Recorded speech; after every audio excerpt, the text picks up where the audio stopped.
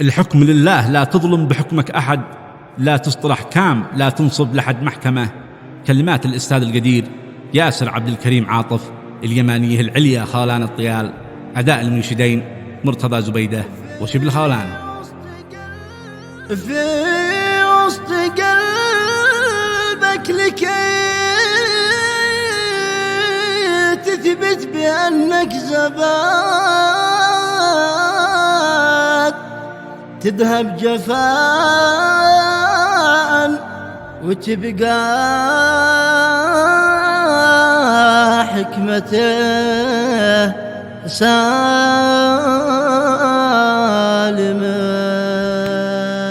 الحكم لله، لا تظلم بحكمك أحد، لا تسطر أحكام، لا تنصب لحد محكمة، ولا تشوف كل ما شفته أكيد لا انتجد، كل الحقيقة في بقى شي لا تعلمه، فعنده السر وحده قل هو الله أحد، علم خفايا صدور الأمة الظالمة. سبحانه الله رب المعجزات، انفرد بحل كل العقد حتى الذي كلمه.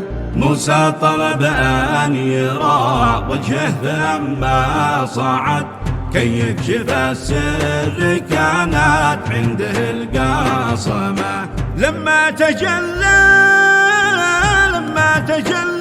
الجبل الطور ربه سجد، وقال آمنت بالرحمن ما أعظمه.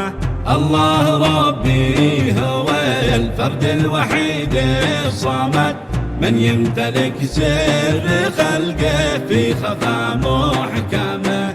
وبنت عمران من غير زوج جابت ولد، ويوسف أصبح بريء في ظلمه المعتمه. عد يا ابن آدم فعندك أنت نفسها العقد، لو كنت عالم تحل العقده الجاثمة. في وسط صدرك ولكن عيشتك في كبد، ومحنتك لامتحانك قصتك قائمة. في وسط قلبك لكي تثبت بأنك زبد، تذهب جفاء وتبقى حكمة السالمة. في وسط قلبك لكي تثبت بأنك زبد، تذهب جفاء وتبقى حكمته سالمة.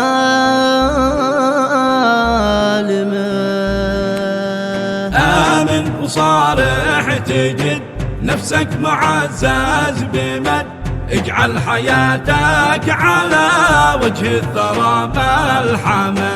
ولا